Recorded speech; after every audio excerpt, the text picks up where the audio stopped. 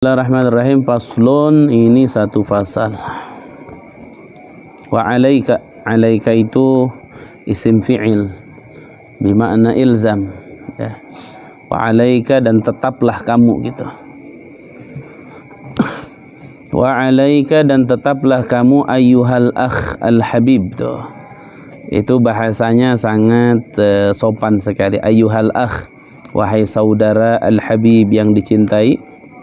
Harus apa? Bitaqwiyati yaqinika, dengan menguatkan keyakinanmu, wa tahsinihi, dan memperbaiki keyakinanmu. Fa innal yaqina, maka sesungguhnya keyakinan, idza tamakkana, apabila tetap itu keyakinan. Tamakun itu ibaratnya menetap ya, menguat. Idza tamakkana, apabila menetap itu yakin minal qalbi, di dalam hati, wastaula, dan menguasai itu yakin alaihi, atas itu hati, soro, maka jadi al ghaibu, perkara gaib, ka'annahu, seakan-akan itu gaib, syahadatun, itu syahadah, kelihatan. Jadi kalau yakin di dalam hati sudah mendarah daging, sudah betul-betul melekat, tamakun, melekat di dalam hati, itu saral ghaibu ka'annahu syahadah. Perkara gaib itu akan jadi seakan-akan zahir. Makanya kan contoh Nabi Muhammad gini, contoh ada orang kafir ceritanya, dia mau bunuh Nabi Muhammad, itu ngobrol berdua, nggak ada yang tahu. Ngobrol cuma berdua, nggak ada yang tahu. Di dekat Ka'bah ngumpet berdua, di Hijri Ismail ngumpet berdua. Nabi Muhammad di Madinah, berdua. Nah, aku mau silaturahim ke Nabi Muhammad, nanti udah dekat, anak mau bunuh Nabi Muhammad. Begini. Berangkat dia ke Nabi Muhammad SAW ke Madinah, pura-pura baik, mau silaturahim. Kata Nabi Muhammad, nggak, datangmu ke sini mau membunuh saya. Enggak ya Rasul, saya mau silaturahim. Itu pisau untuk apa di belakang, katanya. Akhirnya dia keluarkan pisau. Enggak, katanya, ini pisau buat jaga-jaga di jalan aja, katanya, buat jaga-jaga di jalan, katanya. Dia masih bisa ngelah. Akhirnya saat Nabi Muhammad ngomong, terus kamu sebelum kesini sama teman kamu ngobrol di Hijri Ismail mau bunuh saya, nggak bisa ngelah. Akhirnya dia masuk Islam. Cuman Ustaz mau nyontoin, maksudnya al-ghaibu ka'annaha syahadah. Perkara gaib kalau yakin sudah kuat, seakan-akan jadi apa? Syahadah. Makanya kan para wali-wali Allah kadang-kadang ada yang datang dikasyaf, kelihatan gitu. Nah, itulah kelihatan. Nah, itu dengan tamakkunul yakin fil qalbi. Wa 'inda dzalika, wa 'inda dzalika, dan saat keyakinan sudah tamakun di hati, nah itu. Yaqulu, maka berkata al-muqinu, orang yang memiliki keyakinan, kama qala Ali karramallahu wajhah, seperti telah berkata Ali karramallahu wajhah, law kushifal ghita mazdadtu yaqina. Itu. Ini kata-kata yang terkenal di kalimat-kalimat ini. Law kushifal ghita mazdadtu yaqina. Andaikan dibukakan hijab ghita, mazdadtu yaqina, tidak akan bertambah aku yaqina, keyakinannya. Artinya orang semakin yakin, semakin dibuka oleh Allah penutupnya. Jadi semakin bertambah yakinnya. Wal yaqinu, dan yakin itu ibaratun, satu ibarat, an quwwatil imani, dari kekuatan iman, wa thabatihi, dan tetapnya iman, wa rusukhihi, dan mendarah dagingnya iman. Alhamdulillah, mendarah daging itu. Makanya yang bagus mah di kitab itu, di kitab Habib Zain bin Sumit, namanya kitab lupa tuh. Ada kitab Habib Zain dulu pernah dikaji kalau nggak salah. Itu tentang yakin. Yakin itu rusukhul iman.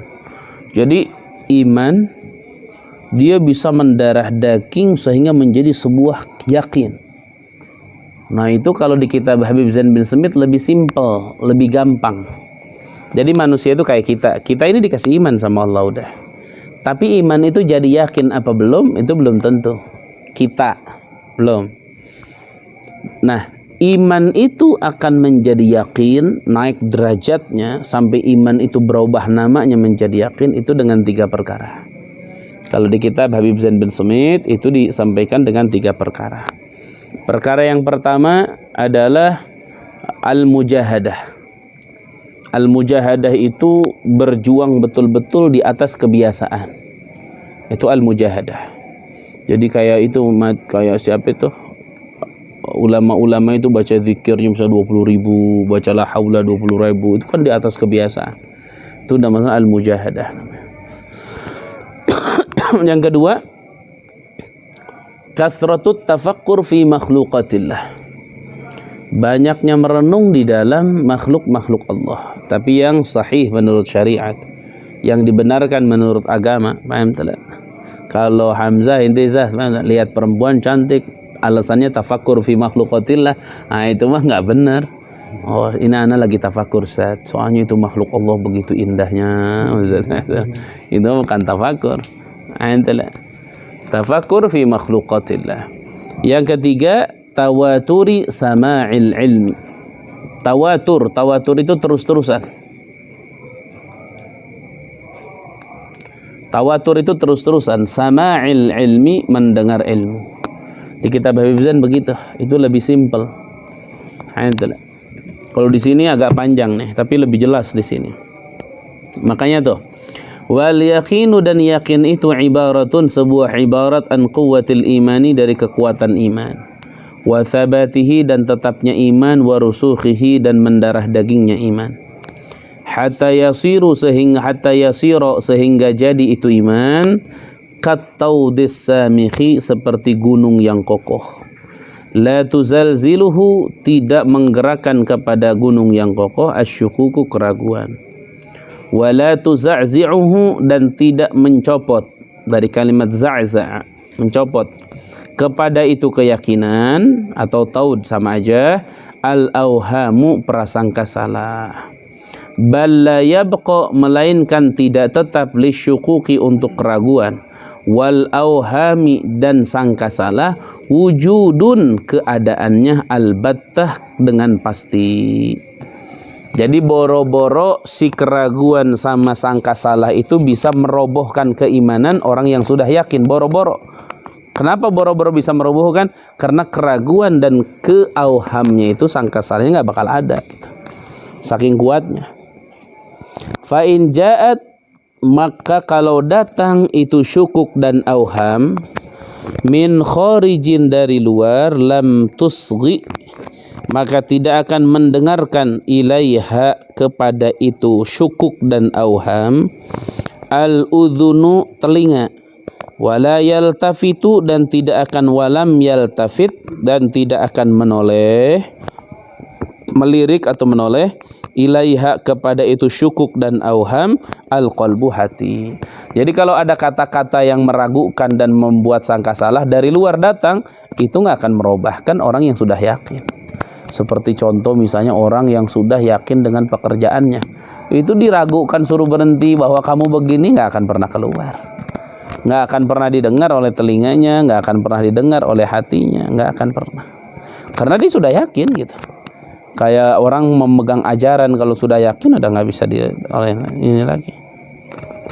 Ya. Wasyaitanu, tuh. Wasyaitanu, dan setan, la yastati'u, tidak mampu setan, ad-dunuwu, mendekat, min sahibi hadzal yaqini, dari pemilik ini yakin, bal yafirru, melainkan kabur setan, minhu, dari pemilik ini yakin, wa yafruqu, dan memisah itu setan, min dhillihi, dari bayang-bayangnya itu yakin, itu pemilik yakin, wa yaqna'u, dan mengambil kecukupan setan, bisalamati, dengan selamat. Artinya dia akan menjauh karena itu yang membuat dia selamat. Kama qala sallallahu alaihi wasallam, sebagaimana bersabda Rasulullah sallallahu alaihi wasallam, Inna syaitana, sesungguhnya syaitan, la yafraqu, pastinya menghindar setan, min dhilli Umar, dari bayang-bayang Umar. Wa ma salaka, dan tidak menelusuri Umar, Sayyidina Umar, pajjan, sebuah jalan, illa salaka, terkecuali menelusuri asyaitanu, setan, fajjan akhara, jalan yang lain. Itu kalau orang udah yakinnya begitu, lihat, itu ibaratnya muridnya Rasulullah. Gimana Rasulullahnya? Muridnya itu Sayyidina Umar. Sayyidina Umar sampai setan takut karena yakinnya udah dahsyat. Sayyidina Umar. Makanya saat Sayyidina Umar kecintaannya begitu besar terhadap Nabi, Sayyidina Umar tuh pas dengar kabar Nabi meninggal nggak percaya. Sampai-sampai Sayyidina Umar apa? Siapa yang ngomong Nabi Muhammad meninggal, aku tebas lehernya. Saking nggak percaya. Enggak. Man qala Muhammadun mata sa'aqta unuqahu.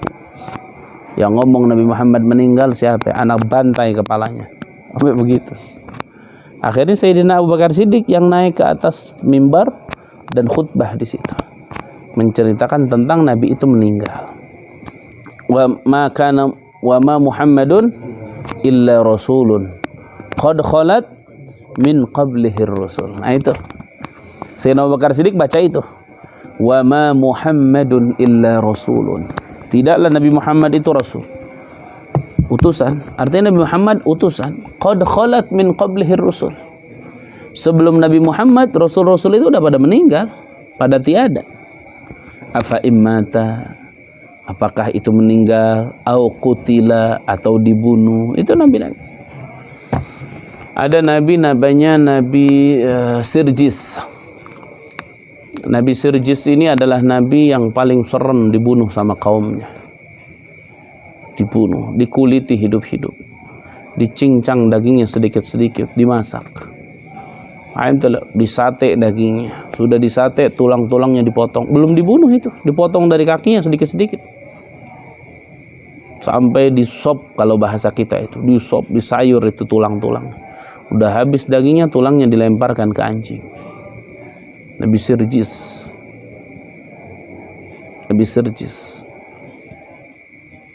A'udzubillah min dzalik. Nah pas Sayyidina Abu Bakar Siddiq baca itu, apa coba? Sahabat terutama Sayyidina Umar ngomong apa? Aku seakan-akan baru pertama kali dengar ini. Jadi dengar ayat ini baru pertama kali, padahal dengar ayat itu sudah berkali-kali. Kecintaan terhadap Rasulullah.